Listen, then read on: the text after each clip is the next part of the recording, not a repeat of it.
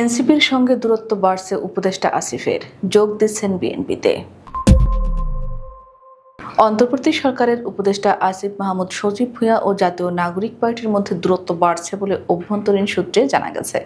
দলীয় পদ নিশ্চিত না হওয়ায় সরকার থেকে পদত্যাগ করতে অস্বস্তিতে রয়েছেন আসিফ মাহমুদ।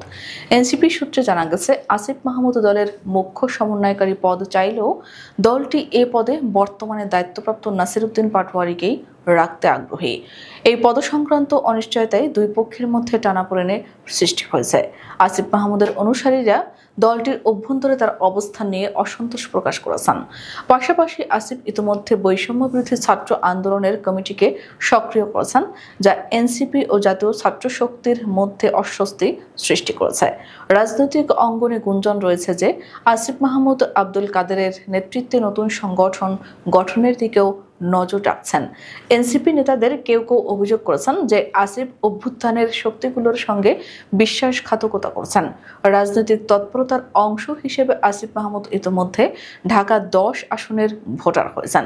ধারণা করা হচ্ছে তিনি এই আসন থেকে নির্বাচনে প্রতিদ্বন্দ্বিতা করতে পারেন, বিশেষত যখন বিএনপি এই আসনে এখনো কোনো প্রার্থী ঘোষণা করেনি।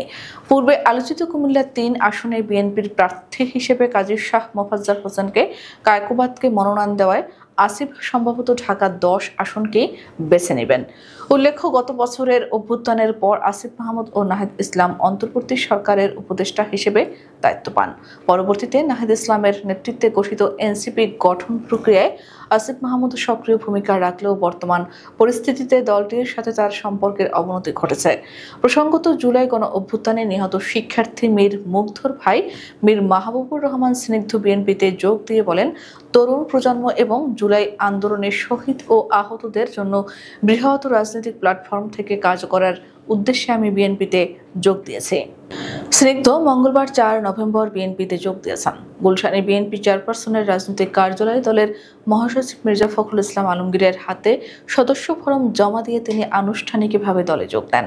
বিএনপিতে যোগ দেওয়ার কারণ ব্যাখ্যা করে স্নিগ্ধ বলেন, নিঃসন্দেহে বর্তমানে বাংলাদেশের সবচেয়ে বড় রাজনৈতিক দল বিএনপি। তরুণদের এই দলটির কাছ থেকে অনেক কিছু পাওয়ার আছে, অনেক চাহিদা আছে।